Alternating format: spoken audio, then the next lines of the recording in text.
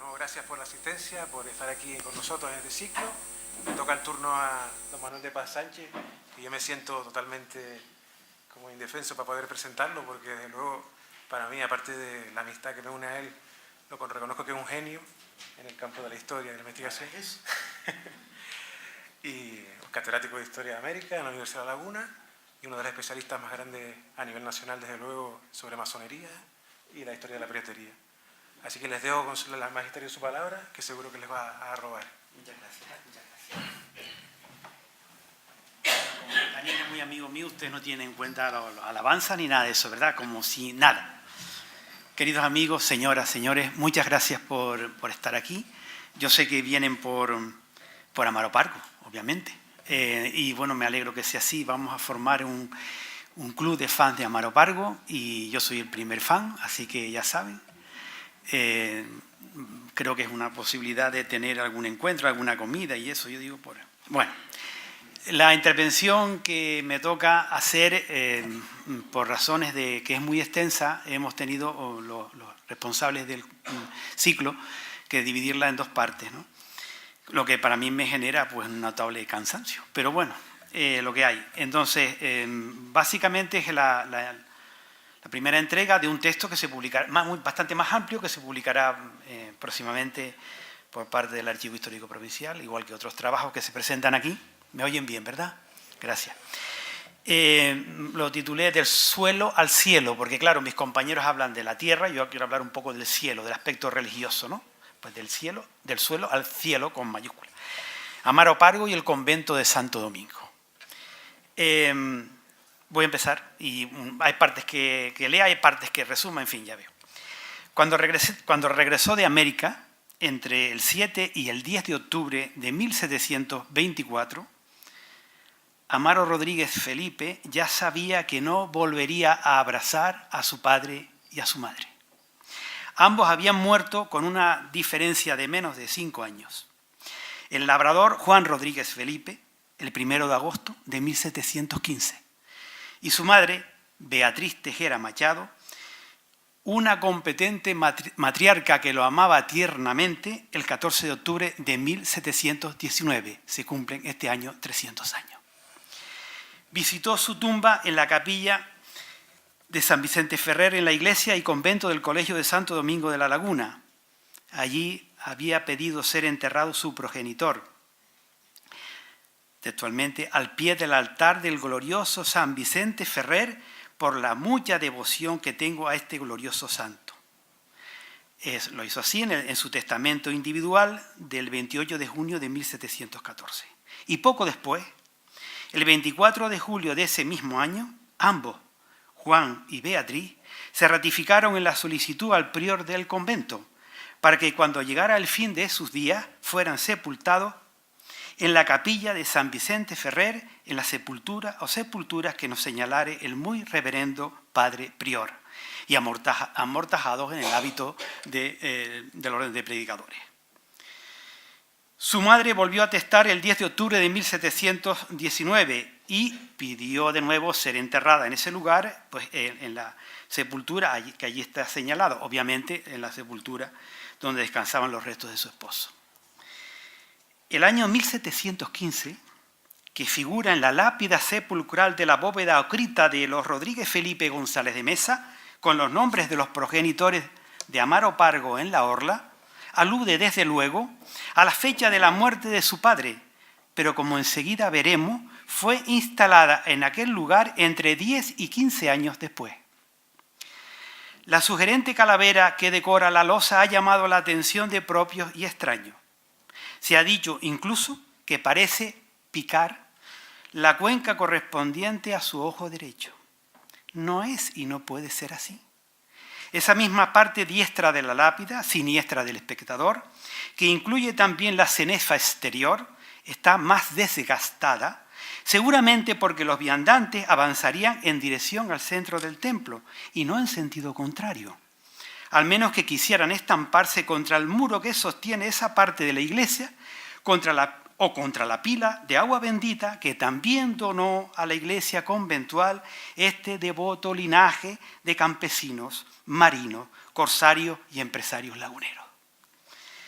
La colocación de una calavera en el lugar de la cruz, como ya hemos señalado en diversas ocasiones, era una práctica habitual, tanto en Canarias como en otros lugares, por ejemplo en Palma de Mallorca, en cuya catedral se conserva actualmente una losa similar, si bien está hecha de un material de calidad inferior al adquirido por el corsario lagunero en torno a 1730.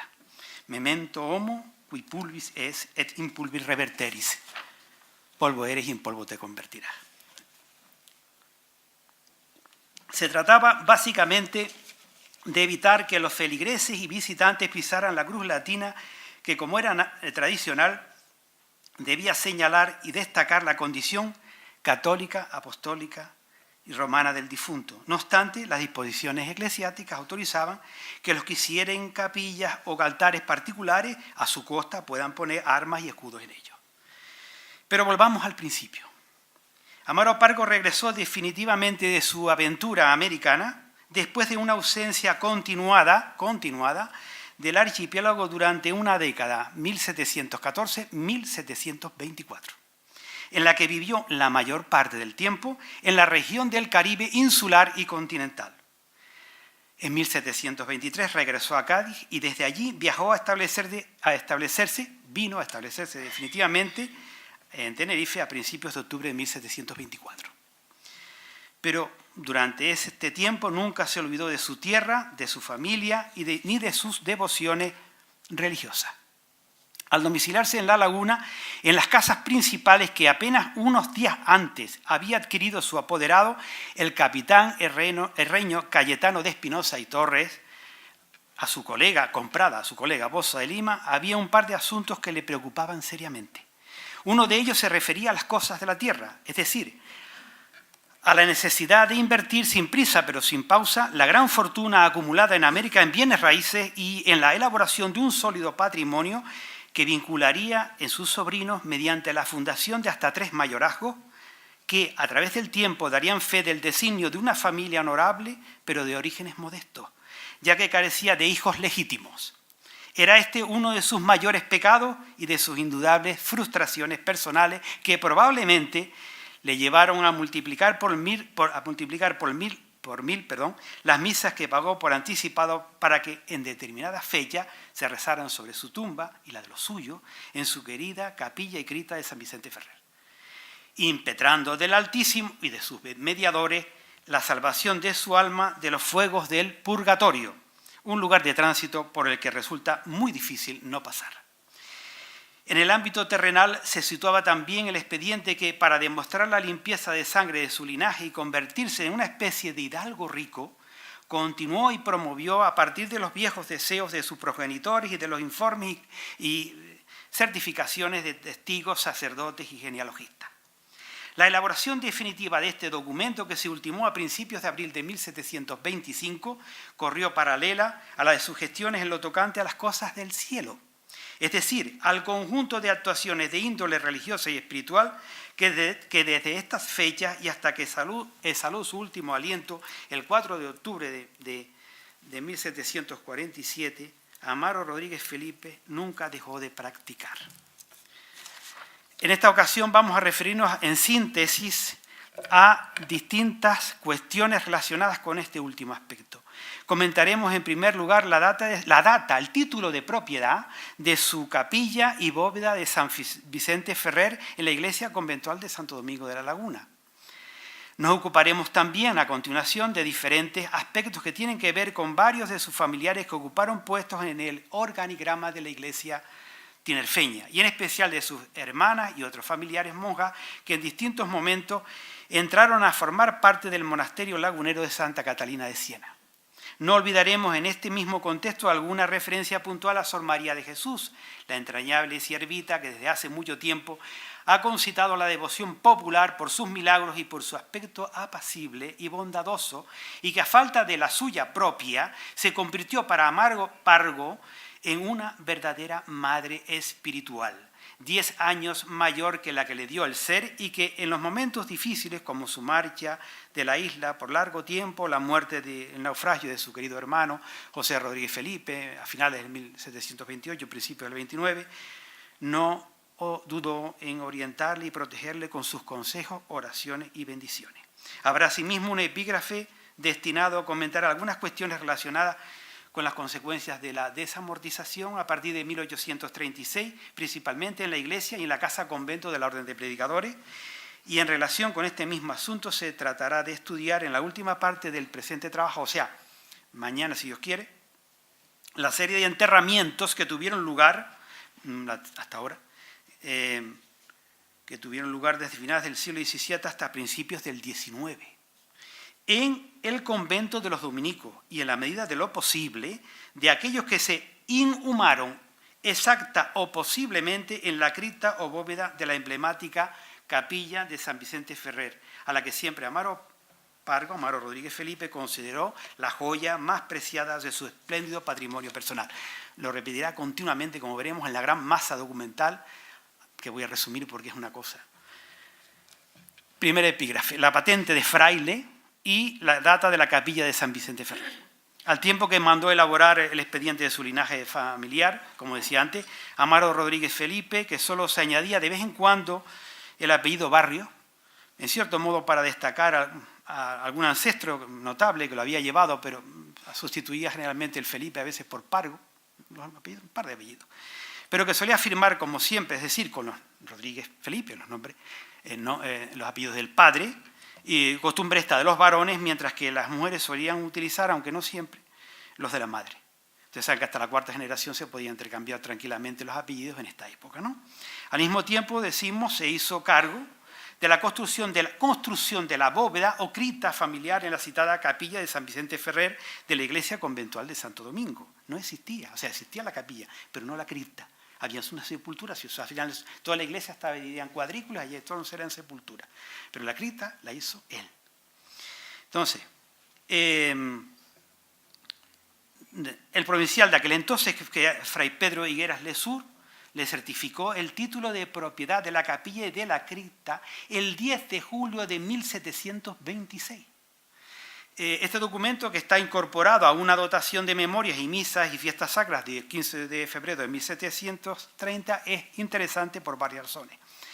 Amaro Rodríguez Felipe justificó esa dotación, entre otras razones, porque la muy reverenda consulta, o sea, los responsables del convento, o sea, el grupo, vamos a llamarlo, responsable del convento, le había dado y señalado la capilla de San Vicente Ferrer, que está al lado derecho de la entrada, etc. Y cómo lo previene, dice él en este escrito, en este texto inédito, la patente y título que tenía de ella. Entonces él dice que en el propio acto exhibió ante el escribano la patente. Si usted me la inserta en este escrito, me lo inserta, ¿no?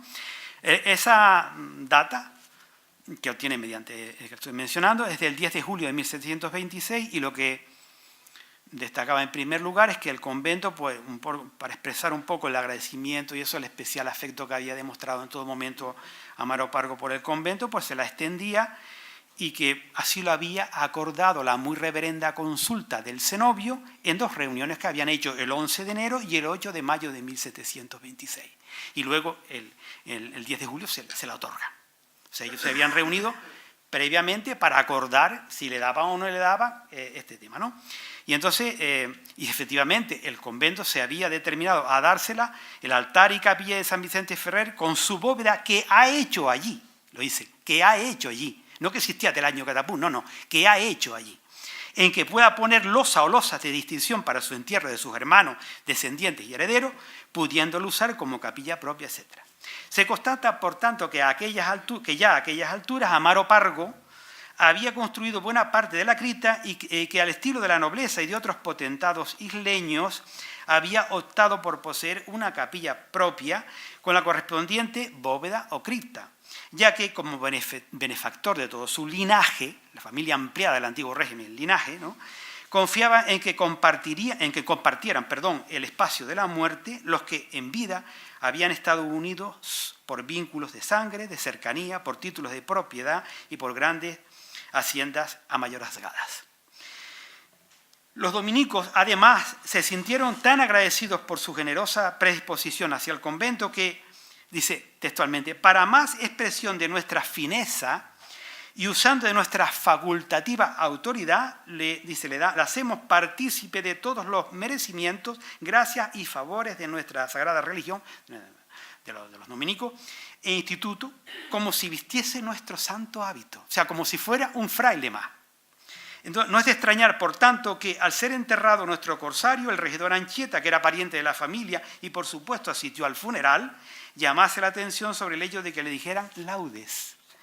Hoy, jueves 5 de octubre de 1747, fue el entierro de Santo Domingo en su bóveda, a la entrada de la puerta a mano derecha, en la capilla de San Vicente Ferrer, etc., ¿no? Parece que profesó de fraile porque al entierro dijeron laude. Casi 2 décadas antes, un Amaro Pargo presumiblemente satisfecho manifestó en aquel entonces, según el citado instrumento del 15 de febrero del 30, donde se incluye la data de la que les he hablado, que había compuesto y adornado el dicho altar y hecho pintar la dicha capilla y asimismo fabricado en ella una bóveda, todo a mi costa, para mi sepulcro y de los de mi linaje y familia. Linaje incluye todo. Y teniendo, como tengo, mucho amor, afecto y voluntad al dicho convento, pues le daba una dotación económica determinada que no me puedo extender. Las celebraciones sacras y sus misas correspondientes ligadas a esa dotación deberían realizarse por los dominicos en todos los domingos de la Rosa, en el altar justamente de San Vicente Ferrer, incluido pues, la misa, con diáconos, subdiáconos, sermón, procesión del santo, etc. También se contenía pues, en ese compromiso con los frailes otras celebraciones como la naval de Nuestra Señora del Rosario, que es por el tema de Lepanto, o también el tema de una referencia a una vocación que es de origen familiar, yo creo que todo el barrio del Tanque, ¿no? De la zona de San Cristóbal, que es lo del Santo Ángel de la Guardia o San Amaro, por supuesto, ¿no? Y por supuesto también hace una dotación paralela a la Cofradía del Rosario, al que él fue muchos años mayordomo de la Cofradía del Rosario, ¿no? Entonces, a partir de ese momento, la capilla de San Vicente Ferrer se convirtió para él en un tema que repite continuamente, una de las joyas, dice él, más preciada de todo su patrimonio, como no dejaría de decir una otra vez, hasta la muerte. Por ejemplo, en el vínculo mayorazgo que otorgó el 2 de enero de 1731, al que llamó en primer lugar a su sobrino Amaro José González de Mesa, les dijo, bueno, le establece el orden y le dice que entre lo que le dota estaría la capilla de San Vicente Ferrer que tengo en él, a cuyo sepulcro, etcétera, han de ser enterrados todos mis familiares. Entonces ha hablado de sus padres, abuelos y parientes, o sea, esa cuestión. Luego, también otro documento del 11 de noviembre, otro instrumento del 11 de noviembre de 1733, también le concede un nuevo vínculo, le reforma de hecho el anterior, a que ya desde entonces era rector de Salamanca, Amaro José González de Mesa, y no habla tanto de la capilla de San Vicente Ferrer, pero ya empieza con la historia de que para él no es ningún inconveniente que se case entre miembros de la familia, entre primos, hermanos, que pidan dispensa a Roma y que eso, de todas maneras, que no es una imposición, que lo hace por vía de consejo. Pero ustedes verán, si quieren.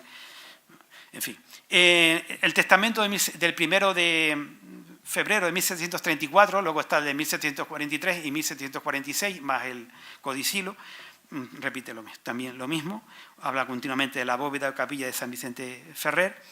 Y, bueno, por ejemplo, en una de las ocasiones en que hace referencia a otro de sus sobrinos, José Vicente, él lo llama en ese testamento Rodríguez de Mesa, o de Mesa, obviamente uniendo los apellidos de la madre y tal, o del padre y de la madre. Y entonces, claro, es lo que viene a decirles aquí que, lógicamente, José Vicente González de Mesa, y bueno, también vuelve a mencionar y lo nombra patrono de la capilla, ¿no? Por supuesto, considera esa, no solo la joya de la corona, sino el hecho de que le done esa capilla implica que tendrían derecho a todos los honores en asiento, entierro y demás preeminencia como tales patronos que debían pues un poco relacionarse con esa importante donación. Y luego también dice que cualquier familiar se puede enterrar con tal que, inicialmente dice que con tal de que lo comunique al primero de los patronos. Al final dirá a cualquiera de los dos patronos y se mantendrá esa línea, pues. La condición que le pone a José Vicente González de Mesa para que pudiera disfrutar del primero de su mayorazgo, una gran propiedad que pueden disfrutar en vida y que luego legan al sucesor pero que no la pueden ni parcelar, ni enajenar, ni nada por el estilo. Tiene que estar siempre unida. Ese mayorazgo, él dice que lo aplica conforme a las leyes de España, con algunos matices, porque un vínculo a mayorazgado, bueno, no me voy a extender en esto, pero lo interesante es que, bueno, que de alguna manera lo que se garantiza es la existencia de una importante propiedad que permite la subsistencia de esa familia con una dignidad y con una consideración, ¿no? Él concede hasta 3 de esos mayorazgos, las grandes propiedades que tiene, ¿no? Y bueno, solamente el mayorazgo se puede arrendar durante un tiempo breve, un máximo 9 años, si en el caso de que fuera un miembro de la familia capturado por los musulmanes y llevado preso hasta poder rescatarlo. Ahí sí se puede arrendar para cobrar el dinero, para pagar y rescatarlo, ¿no? Es la única oportunidad que da. Pero lo demás no se puede ni tocar, pero va ningún concepto. Por supuesto, él dice que para recibir ese mayorazgo José González de Mesa, José Vicente González de Mesa, pues tenía que casarse, en este caso no se lo sugiere, se lo ordena. Tenía que casarse con su prima hermana Ana Josefa Rodríguez Felipe Esquinar, que es, obviamente, él es hijo de su hermana Francisca, pues la chiquilla es hija de su hermano José, o sea, primo hermano. Y entonces, bueno, pues por supuesto que tiene pedida la dispensa y que si por casualidad él ha muerto, pues que se encarguen los administradores, si es menor de edad, o el propio interesado en pedir la Roma para poder casarse. El segundo mayorazgo, de acuerdo con ese mismo testamento del 34, va destinado a Rodríguez Felipe Domingo, que es el hijo varón de José Rodríguez Felipe, que murió ahogado. Bueno, en este caso, lo que pasa es que Domingo Rodríguez Felipe acabó haciéndose cura. Luego, esto no, digamos que no, eso no se pudo hacer. Pero vamos, él lo que quería que de entrada también se casara con otro familiar, que en este caso era María, se llamaba Anastasia Ildefonsa Llanes Machado, que era hija de Álvaro Francisco Llanes Machado, que era regidor perpetuo, y de doña María Eufemia Llanes, su legítima mujer, su sobrina, efectivamente, porque era hija de Ana Rodríguez Felipe, realmente Ana Tejera Machado, apellidos de la madre, que había muerto en 1704. Y entonces, primo, en este caso segundo, pero también un vínculo fuerte, ¿no? Estoy resumiendo, porque no. El tercer vínculo beneficiaba a Amaro José González de Mesa, y bueno, en este caso es del 11 de noviembre, un precedente del 11 de noviembre del 33.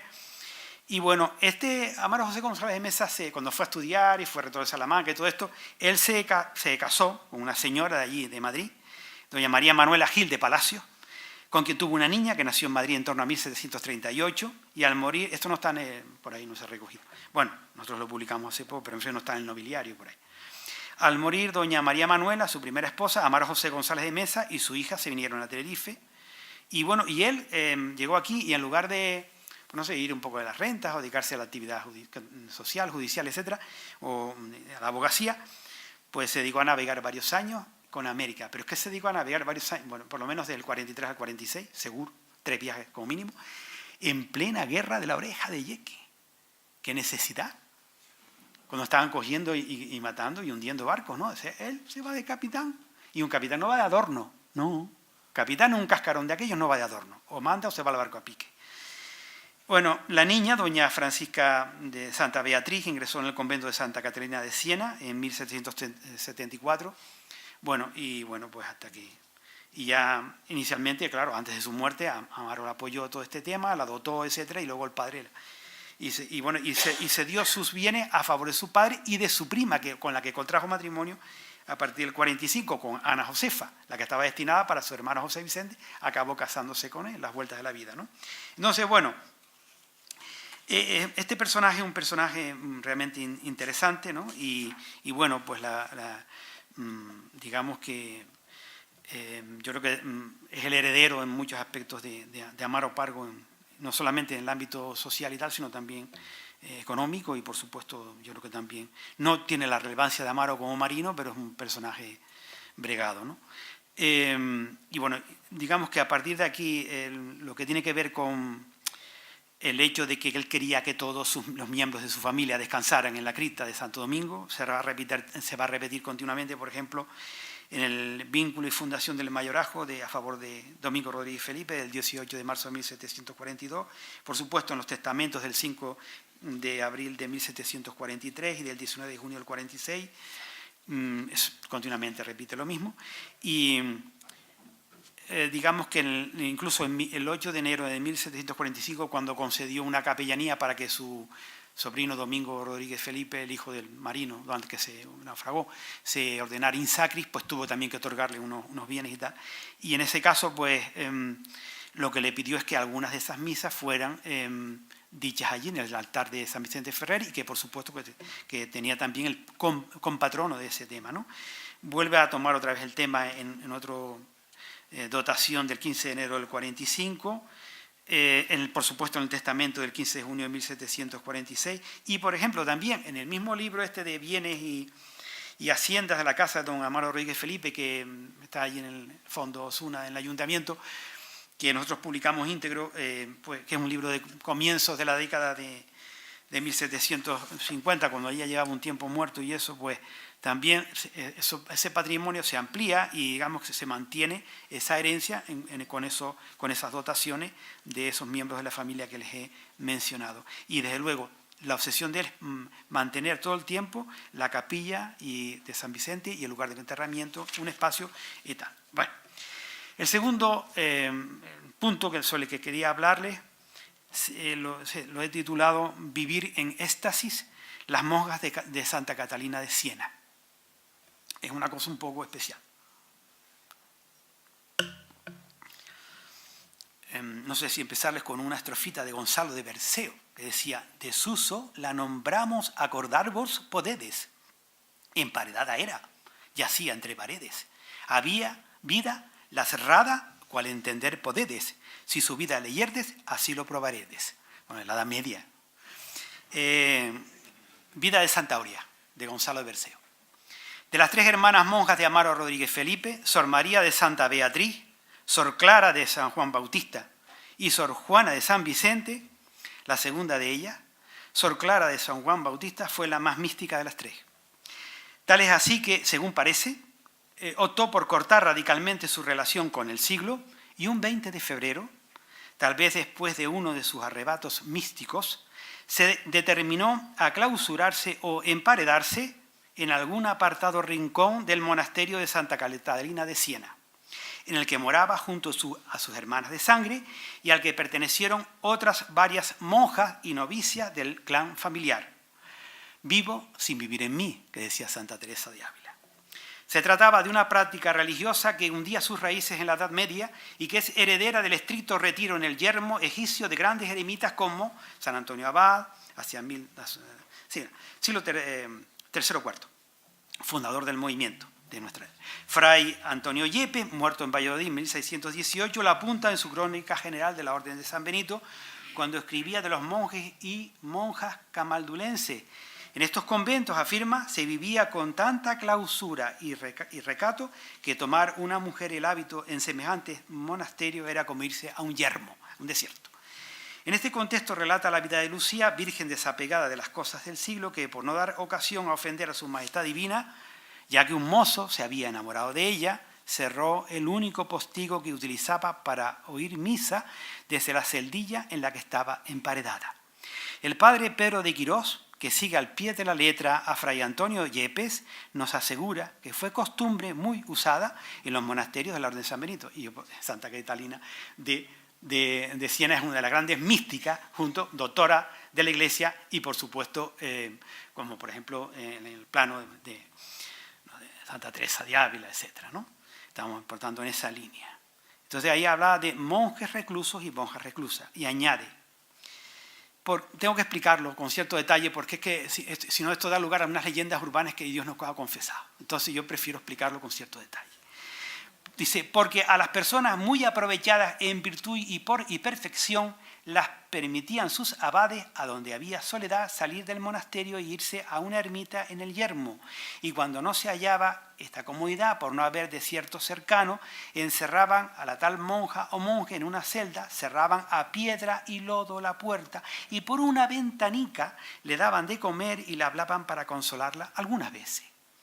Y el que estaba así encerrado no trataba de otra cosa sino de leer libros santos, macerar y afligir la carne con nuevas penitencias, oprimiendo de todo punto el cuerpo, para que el alma con santa contemplación se levantase a considerar la eternidad y los gozos celestiales. A las personas que así se encerraban las llamaban reclusas, y aunque era mortificación pedida hartas veces de muchas, no se concedía a todas, sino a aquellas que con larga experiencia habían hecho prueba de su humildad, obediencia, paciencia y otras virtudes. Es un tema místico. En aquellos encierros, escribe Fray Antonio Yepes, al referirse a Santa Columba de Córdoba, se perseguía estar reclusa en una celda y libre de la gestión diaria del convento, para entregarse, comillas, más de veras a las lágrimas, oración y contemplación. La santa se pasaba varias horas leyendo la Sagrada Escritura, a que era muy aficionada, y otras veces, estando en pie, pues salía fuera de sí, se arrobaba, quedando sus ojos hechos fuentes de lágrimas, que hilo a hilo hacían un arroyo por las mejillas y el pecho hasta derramarse en la tierra. Estas cosas cuenta San Eulogio. El 15 de mayo de 1720, cuando todavía Sor Clara de San Juan Bautista no había seguido los pasos de Santa Aurea, las tres hermanas de Amaro Rodríguez Felipe habían otorgado un poder a su cuñado Isidro González de Mesa, el marido de su hermana Francisca Tejera Machado, para la cobranza de los bienes que habían heredado de sus padres. La madre viuda, Beatriz Tejera Machado, había fallecido unos meses antes, como usted sabe, el 14 de octubre de 1719, tal como dijimos, y en aquel tiempo Amaro Pargo se encontraba ausente en América. No obstante, siempre las tuvo presente a pesar de la distancia. Sabemos, por ejemplo, por el testamento de otro cuñado, Juan Llanes Felipe, el que estuvo casado en primeras nupcias con Ana Tejera Machado, bueno, que les enviaba objetos desde Cuba, por ejemplo, como 2 cofrecitos en el año 1722, en los que le enviaba objetos de plata, de carey a sus hermanas monjas y seguramente también a la sobrina hija de Juan Llanes Felipe, Sor Juana de Jesús, que también había profesado en Santa Catarina. El ya citado testamento del 1 de febrero del 34, ahí decía, Amaro Pargo dio cuenta de una serie de aspectos relacionados con el monasterio lagunero de Santa Catalina. Un testamento muy engorroso, enorme, el mayor de los 3, que tiene datos muy interesantes. Declaró que poseía allí 2 celdas mías propias por haberlas comprado y fabricado, la una baja y la otra alta, en las cuales están viviendo mis hermanas y sobrinas religiosas. Indicó además que había comprado otra celda y es la misma, esto es textual obviamente, en que vivió y murió la venerable sierva de Dios, Soror María de Jesús, y la razón y título de por donde me pertenece se hallará entre mis libros y papeles. Bueno, sigue. Manifestó también que había escrito a su tío, que estaba en Maracaibo, Andrés González Machado, para decirle que si quería que su hija Beatriz González Machado viniera también a hacerse monja, y en ese caso él financiaba tanto el billete como los 11.100 reales que costaba la dote. Y bueno, pues el caso es que recibió respuesta un año después y efectivamente aceptó. Y entonces él decía, porque él tenía obsesión de hacer monja a todas las mujeres de la familia, dice, es que es muy gracioso, dice, señalaba además que si vinieran a consagrarse al mismo convento las hermanas menores de Beatriz González Machado, es decir, María Margarita, Rosa Estéfana y María Nicolasa, dice, comillas, en fuerza de escribir a sus padres, o sea, de aburrirlos escribiéndoles para que mándame a las chiquillas, se les habría de asignar, dice, igualmente la correspondiente dote y demás costos a cada una de ellas, aparte de una dotación anual de 200 reales vitalicios, que es mantenerla. Porque ustedes calculen que una fanega de trigo andaba, dependiendo de la sequía, de entre 18 y 22 reales. No se puede calcular de otra manera el precio de las cosas, ¿no? Porque no está estudiada la deflación, como me dijo Antonio Macías cuando se lo pregunté, dice, no tengo calculada la deflación, no hay nada que hacer. Digo, vale. Entonces yo les digo, lo único que puedo hacer es decirle, bueno, si una fanega vale de 18 a 22 reales, pues ustedes calculen más o menos 7 fanegas para tirar durante un año, ¿no? También se dispuso en el año 34 que, bueno, que se sacasen 7 dotes de monja, pues para toda la familia, etc., ¿no?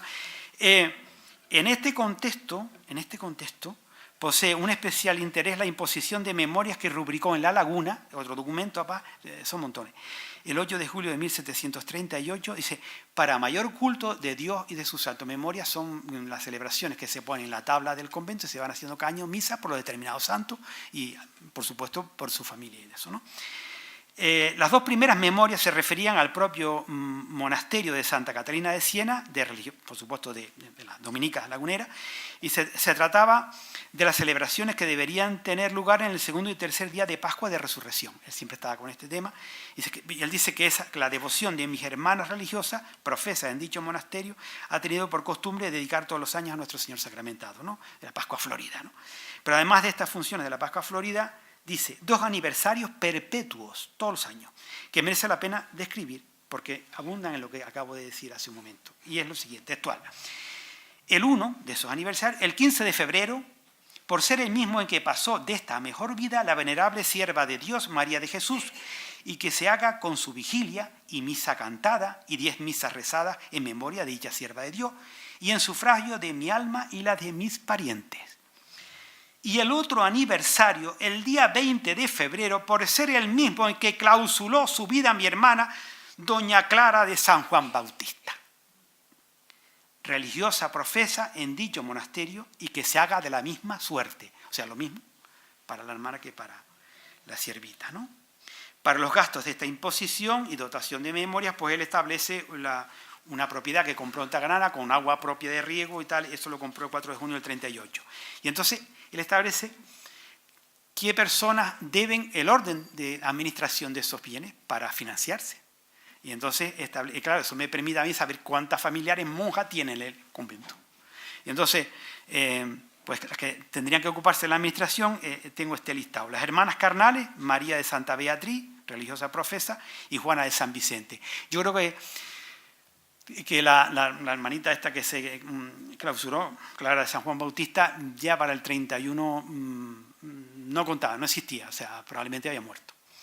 Pero está María de Santa Beatriz, religiosa profesa, Juana de San Vicente, sobrina Juana de Jesús y Beatriz de la Encarnación también profesa, y luego un conjunto de familiares que todavía son unos novicios y otros están en proceso, como son María de San Amaro, que es tercera de la Orden de Predicadores, Beatriz de San Juan Bautista, Beatriz de San Andrés, María Margarita de San Francisco, Rosa de San Antonio, María de Jesús, Ángela de la Asunción, Rita de Santo Domingo de la Estrella, Josefa de Santo Domingo del Rosario, Josefa Jerónima de la Presentación. Todas ellas, aclaradas para el otro campo, parientas mías y unas profesas y otras al presente novicias en dicho monasterio.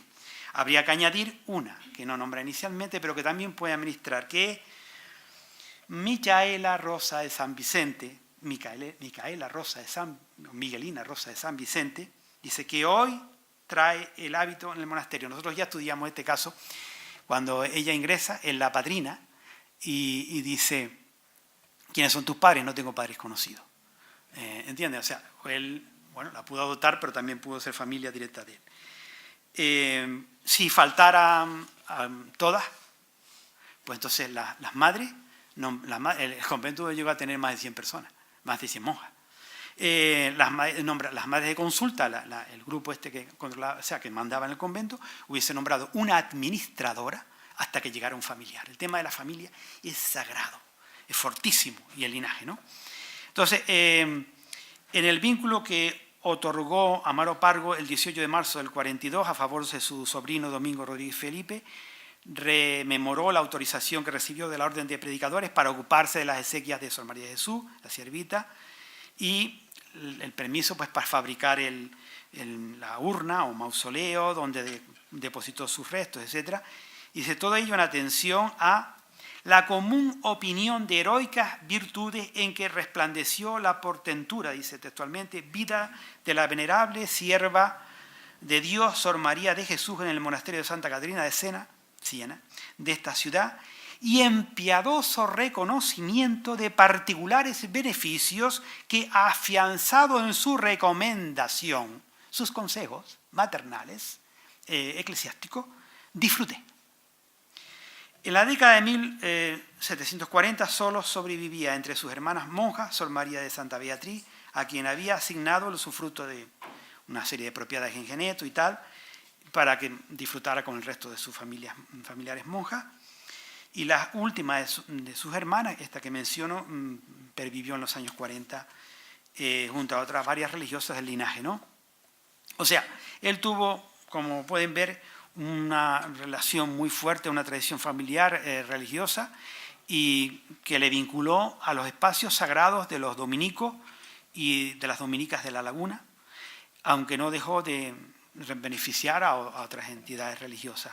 Esto es así, por ejemplo, miren ustedes, uno de sus barcos más emblemáticos, por ejemplo, al principio, como el Bravo, por ejemplo, su nombre oficial era Nuestra Señora de Candelaria, Santo Domingo y San Vicente Ferrer.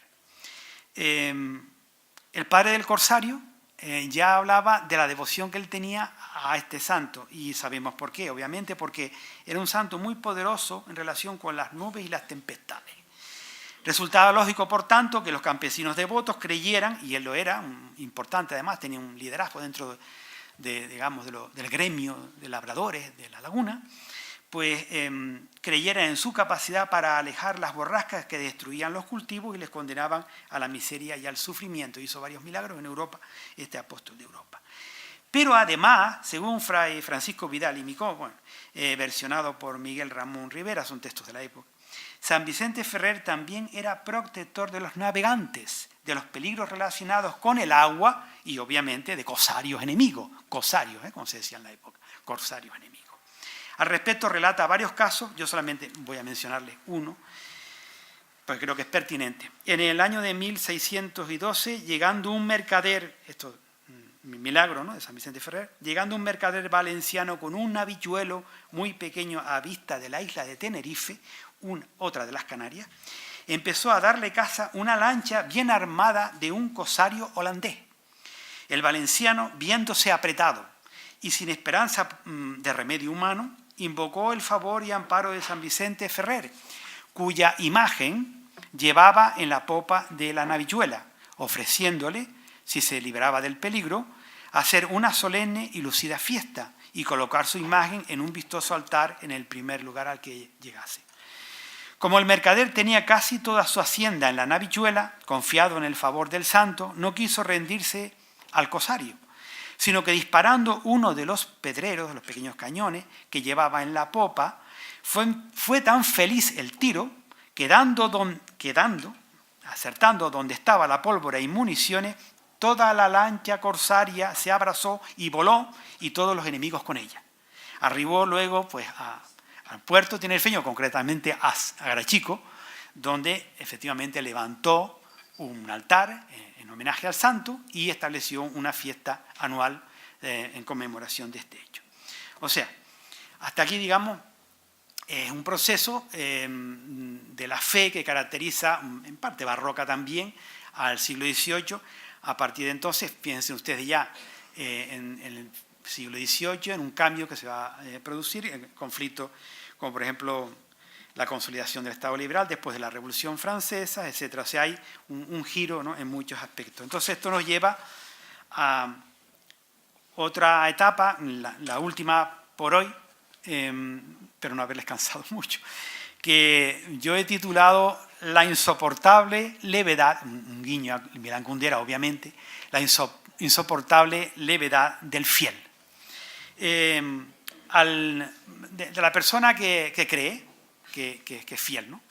Al leer las actas de la comisión que se hizo cargo del antiguo convento dominico de La Laguna, la comisión de expropiación, estamos en el proceso ya de desamortización, el 23 de junio de 1836, conforme, por tanto, a las leyes desamortizadoras de Mendizábal, uno se pregunta qué hubiera pensado Amaro Rodríguez Felipe de lo que sucedería a menos de un siglo después de sus últimos días con sus imposiciones, memoria, capellanía, censos y tributos, con la plata que utilizó para embellecer los retablos de Nuestra Señora del Rosario y de los diferentes santos de su especial devoción, así como para dotar a la Iglesia del necesario ajuar para el culto y, desde luego, con las fabulosas cantidades que pagó para aliviar a sus herederos de hipotecas y compromisos futuros de índole religiosa. Cuando se establecía un censo, había que pagar una cantidad si se quería liquidar ese censo, y eso lo pagó también para que no tuvieran que pagar sus herederos.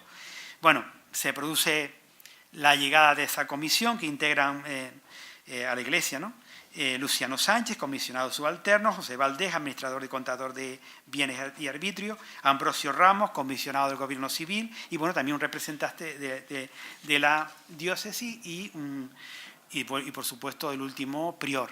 Entonces, bueno, van tomando posesión de todo aquello, ¿no? Por supuesto, quizás uno de los aspectos, para no entrar en detalles sobre ventas, sobre todo esto, uno de los aspectos que a mí personalmente me pareció interesante y lo estudié en su día fue el de la biblioteca, que era una biblioteca que, como dice Viera, pues a partir de mediados del 17 se fue construyendo, se abrió al público, se hizo pública, tenía 3.500 volúmenes que trataban de todos los temas. Gran parte de esta biblioteca se salvó y fue actualmente está en el fondo antiguo de la universidad. Y bueno, pues quizás lo más interesante es que, me voy a ese punto, me salto un par de trozos, es que en ese colegio de Santo Domingo de la Laguna debió aprender a Amaro Rodríguez Felipe y otros miembros de su familia, junto a diversos jóvenes laguneros de diferentes grupos sociales, no solamente a leer y escribir o las 4 reglas imprescindibles para abrirse camino en la vida, sino también distintas materias relacionadas con las matemáticas, el arte de navegar, la agronomía, la construcción urbana o la economía, disciplinas hacia las que mostró unas habilidades que parecen exceder, sin la adecuada preparación, a su indudable inteligencia y predisposición natural. La Biblioteca Dominica poseía, por ejemplo, tratados de comercio en español y en otras lenguas. Precisamente que este tipo de libros aparezca, según se indicó en ocasiones en el inventario de 1836, muy deteriorado por el uso, podría ser también un indicador de su frecuente utilización en el pasado para la formación y la enseñanza diarias, especialmente de aquellos pupilos no destinados necesariamente a la carrera eclesiástica. Concretamente, los libros en inglés superaban los 40 ejemplares y se referían, entre otros temas, a legislación comercial, aritmética, medicina, incluyendo además unos almanaques náuticos o cuadernos que pueden ser interpretados como apuntes. Cuadernos en inglés. Vale. En francés había más de medio centenar de libros, bueno, lógico, en el 18, pero incluyendo diccionarios, una Biblia bilingüe, en fin, incluso un diccionario francés flamenco. Y en italiano las obras que han llegado hasta ese momento, que llegaron hasta ese momento, porque luego se perdieron parte y parte se vendieron. La gente, se perdió. No se perdió, se puso a la venta. Hacía falta dinero, 36 o 38. Vendo tanto, y muchos se compraron, la gente los compró. Y entonces eso lo encontré en el boletín provincial, que tiene información de todo.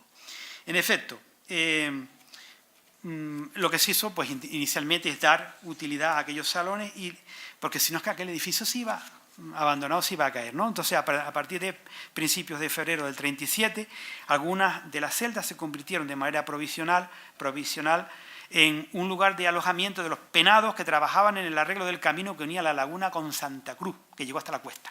A finales del 36, los presos habían protagonizado ciertos alborotos, entre otras razones porque el cabo de milicia que se ocupaba de vigilarlo, un señor se llama Juan Abreu, no acababa de imponerle su autoridad. A las quejas reiteradas del alcalde Alejandro Sabiñón Anchieta le contestó el gobernador civil, el marqués de la Concordia, con una serie de medidas y tal, y dice, bueno, te alquilamos incluso el convento, pero mire, tiene que alojarlos ahí. En el año 38-39, 1838-39, estoy contando la historia de lo que pasó con el convento porque todo me dirige luego a ver qué pasó con la sepultura, ¿comprende? Entonces, bueno, no lo pueden comprender porque yo no lo he explicado bien. Entre 1838 y 1839, según publicó la Aurora, en octubre de 1847, se fabricó un teatro en uno de los salones del convento de Santo Domingo, en el que dieron varias representaciones los actores de la Compañía Cómica de Navarro. Pero según esta misma fuente, con motivo de accederse el edificio al Sagrario Catedral, pues lógicamente se utilizó, por ejemplo, en parte para guardar granos y tal, que en épocas como aquellas estaba bien. ¿Por qué? Pues mire, el Ayuntamiento Lagunero propuso, por ejemplo, que se utilizara para las enseñanzas de párvulos, ¿no? Y casi al mismo tiempo para hospital o asilo de pobres, porque, por ejemplo, en el invierno de 1840-41 se morían estos por la calle, literalmente. No estoy diciendo una metáfora, se morían literalmente por la calle. infelices de ambos sexos llegaron a expirar en los soportales del concejo que dan a la plaza del Adelantado y asimismo en las arcadas de los graneros que en aquel entonces se situaban en el espacio que hoy ocupa el edificio de toda la vida de Telefónica. Morían allí, algunos sin recibir ni siquiera la extrema unción porque es que se morían. Las autoridades del ramo no vieron mal el proyecto, pero tampoco es que se dieran demasiada prisa en llevarlo a cabo, entre otras razones porque como contrapartida pidieron al ayuntamiento que se ocupara de la seguridad. Y entonces los informes del comisionado subalterno de expropiaciones de la laguna, que con los que estuvieron de acuerdo los burócratas de Santa Cruz, decía, entre otras cosas, nadie duda que esta especie de gente es sin educación, sin moral, ni consideración y que por ello están poseídos de los vicios de embriaguez, robo y otras de bastante consideración, por lo que es casi probable que desaparezca en breve tiempo pestillera, cerrojo, hoja de puerta y otros materiales del edificio. Yo no creo que ellos se llevaran nada. Y que siendo casi general la costumbre, ¿para qué? La costumbre de los pobres hacer hogueras para calentarse alrededor, obviamente, nada de extraño tiene que al menor descuido incendien el convento. Pero bueno, el caso es que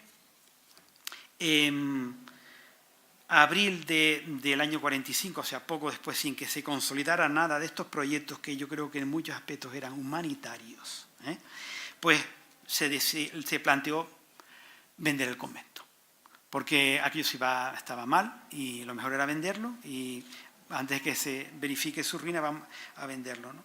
Y bueno, el caso es que intervino entonces el obispo, todavía obispo Folgueración, el primero que tuvo la diócesis, y bueno, lo que lo pidió como anejo del Sagrario Catedral.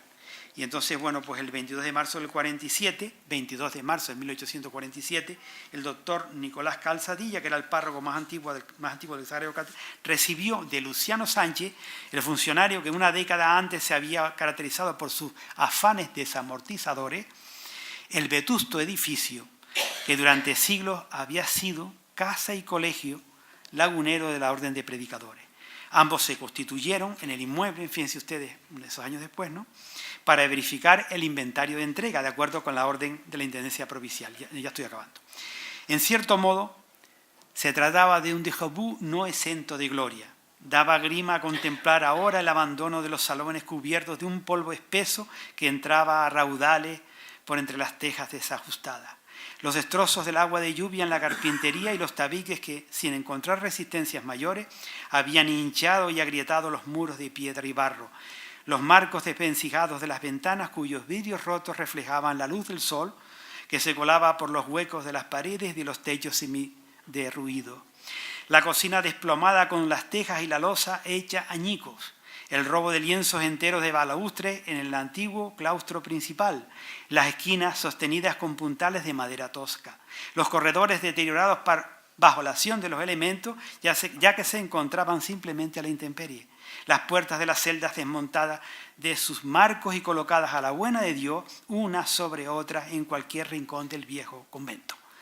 Las maderas de las ventanas faltas de conservación y apolilladas como las que daban a la plaza, una de cuyas molduras se había deslizado por completo hacia la calle. Calzadilla recibió también un enorme manojo de llaves que no se sabía bien qué puertas abrirían, y allí aquel San Pedro vestido de traje talar pensó cabizbajo, casi sin mirar a su acompañante, que para poder habitar el edificio, a causa de no haberse trastejado durante muchos años, lo primero que había que hacer era arreglar los techos que miraban al cielo. Aparte, claro está, de asear las celdas y reparar el conjunto en la medida de lo posible. Aunque en algunas zonas en particular, como la que miraba la huerta del cenobio, el aspecto resultaba especialmente desolador.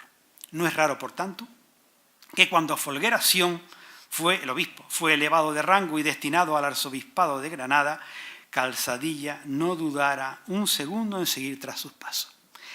Quedó de administrador o gobernador eclesiástico de la sede vacante Domingo Morales y Guedé, un hombre elegante.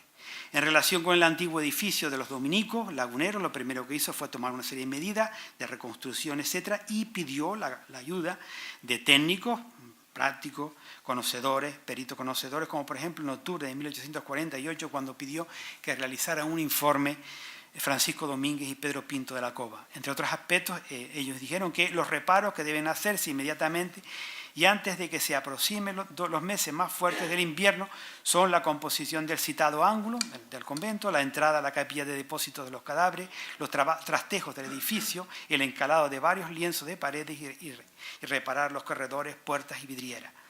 Juan Madán, que era personaje en la administración de esa Santa Crucera, digamos que también en ese lío estuvo de acuerdo con esa serie de inversiones y de hecho el intendente, el responsable económico provincial, planteó que efectivamente había que hacerlo así porque esto implicaba no solamente la restauración del edificio que podría utilizarse con la llegada del obispo Macías, pues Ildefonso Macías, que gobernó la diócesis entre 1877 y 1882, pues que se podría convertir no solo en un colegio para un seminario, sino también, de seminarista, sino también en la sede del obispado en ese momento, ¿no? Y él estuvo de acuerdo, el informe que hace el representante, digamos, en el ámbito gubernamental, porque además hay este tipo de obras en las que se iban a gastar, como dice, el 12.000 duros servirían para dar trabajo a los pobres que, dada la crisis que vivía el archipiélago y la isla en particular, pues no se verían, por tanto, obligados a emigrar, ¿no?, en las condiciones pésimas que lo estaban haciendo. También el nuevo obispo estaba, y acabo, encantado con la idea de utilizar el antiguo convento de Santo Domingo como lugar de residencia en la laguna. ¿En qué medida pudieron afectar estas obras, si es que influyeron en algo, a la capilla y asimismo a la cripta en la que descansaban los restos del linaje de los Rodríguez Felipe y González de Mesa? Nos gustaría referirnos, si ustedes quieren, a este asunto, tal como indicamos al principio, en nuestra próxima intervención. Muchas gracias.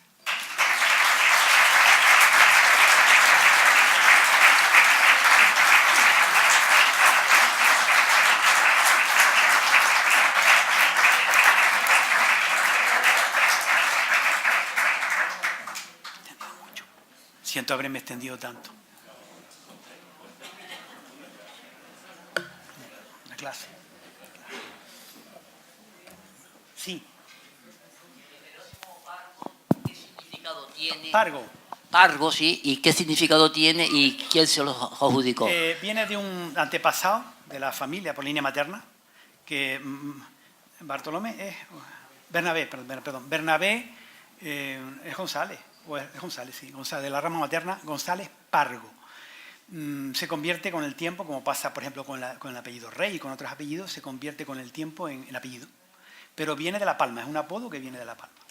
Es como, no hay el trae, pero estamos hablando de un señor que se casa aquí a partir de 1623, o sea, es muy atrás. O sea, viene un apodo que viene de La Palma, vale. Y se convierte en apellido. ¿Tiene algún título nobiliario? ¿Quién o quiénes se lo otorgaron? ¿Y a qué mérito obedece si hubo otorgamiento? Sí.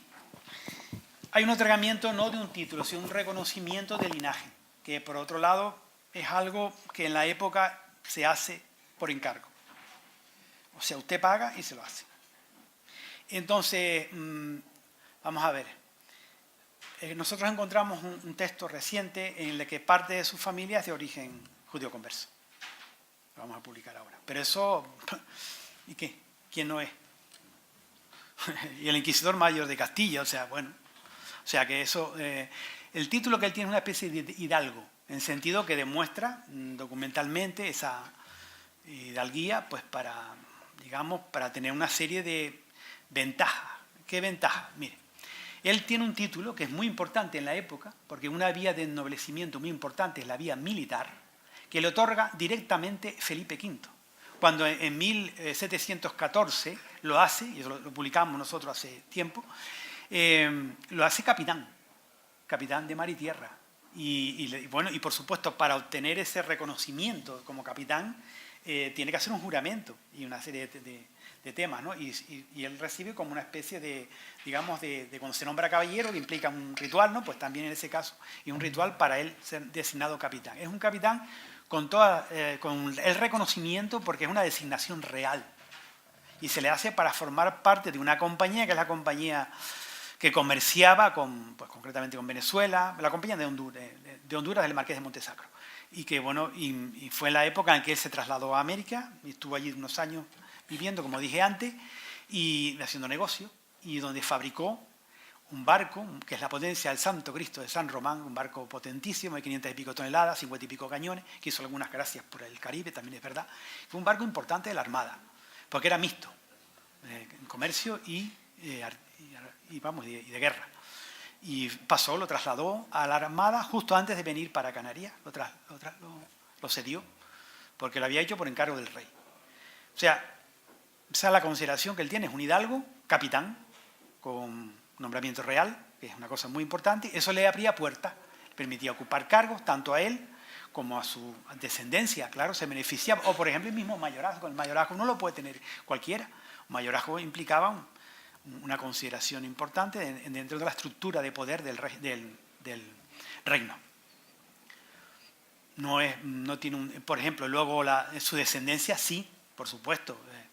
La descendencia sí que enlaza luego con casas nobiliarias, ¿no? De aquí, de las islas, por matrimonio. Marqués de Siete Fuentes, en fin, hay una serie de enlaces de tipo nobiliario, pero son posteriores, ya son, si fueran hijos serían los bisnietos, nietos, o sea, eso es posterior. Unas gracias por el Caribe. Sí. ¿Y cómo en el Caribe, perdona, las gracias... Déjame terminar la pregunta. Sí, ¿Y cómo podemos casar, por decir de alguna manera, esa estructura de racia con el catolicismo que sustentaba?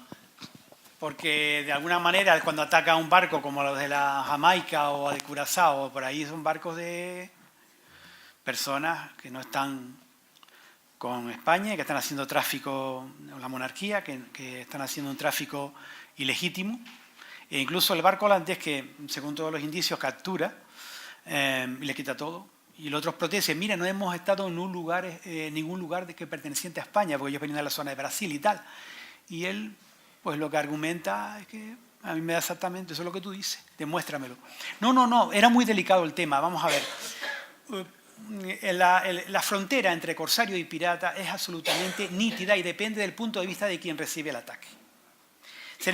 Todo barco corsario todo barco de comercio, del tipo que sea, para no ser objeto de captura por un barco que tenga patente de corso, o mandado por un capitán que tiene patente, otorgada por el monarca o por una persona a quien el monarca delegue, que puede ser el capitán general, pues tenía que, o representantes de aquí, de lo que fue el juzgado de India. Bueno, pues ese barco tenía que llevar una serie de documentos. Tenía que llevar las referencias de la carga, tenía que llevar el rol de la tripulación, el rol del pasaje, se lo llevaba todo. Si faltaba un papel o se resistía ya a la inspección, ya podía ser declarado buena presa. La buena presa implicaba necesariamente su traslado a el puerto donde se otorga la patente y el pago del quinto al rey.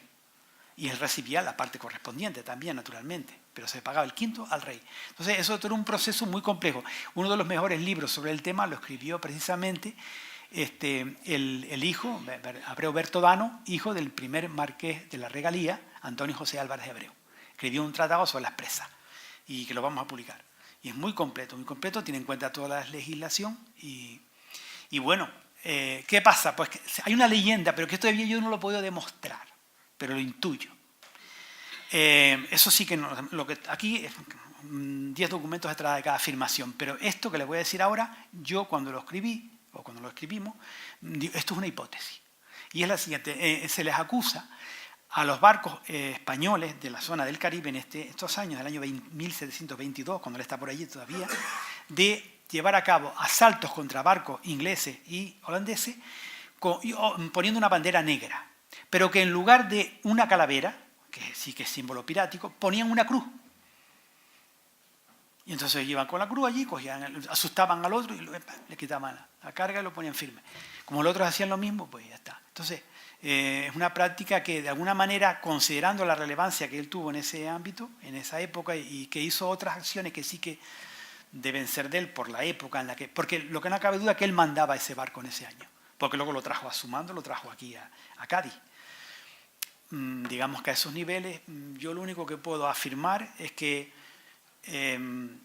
está implicado en algunas actuaciones, pero que no se conocen con amplitud, como sí se conoce la captura que se realizó cerca de Cádiz, que trajo el barco como presa a Santa Cruz. Eso está perfectamente documentado. Pero, o sea, es un proceso el de la legalización o no de una presa marítima implica una serie de documentos y de actuaciones que o los tienes o es leyenda. Lo de la bandera negra es leyenda. Lo de la presa que hizo en Cádiz es verdad. Y está todo el expediente. O sea, como pirata, yo creo que a veces era un poco pirata. Y luego también porque vamos a publicar ahora todo el expediente del hijo que tuvo, que nosotros creemos que sí. Del hijo, porque tuvo un hijo aquí, con una mujer casada, y luego tuvo otro en Cuba, con una mujer soltera. Sí. Pero eso sí está bien documentado. Pues eso. ¿Quieren preguntar alguna cosa más en relación con lo de hoy? Pues entonces mañana les sigo dando la tabarra si ustedes quieren.